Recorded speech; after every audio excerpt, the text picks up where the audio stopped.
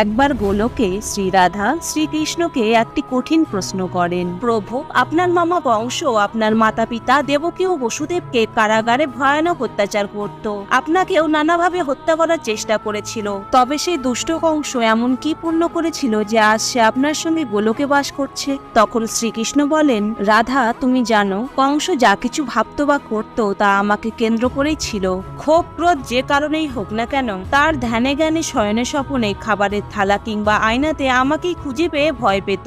বৃন্দাবনের গোপীদেরও এই একই অবস্থা ছিল, তবে তাদের মনের গভীরে ছিল আমার প্রতি প্রেম। গোপীরা এবং কংস সকলেই আমাকে প্রতি মুহূর্তে স্মরণ করত। যেমন ধরো, পরশপাথর যদি অনিচ্ছাকৃতভাবে কোনো ধাতুর সঙ্গে স্পর্শ হয় অথবা ইচ্ছাকৃতভাবে স্পর্শ করানো হয়, তখন সেই ধাতুটি সোনাতে পরিণত হয়। একইভাবে কেউ যদি আমাকে স্বেচ্ছায় কিংবা অনিচ্ছায় স্মরণ করে, পরিশেষে সে আমাকে আর আমার ধাম প্রাপ্ত করে।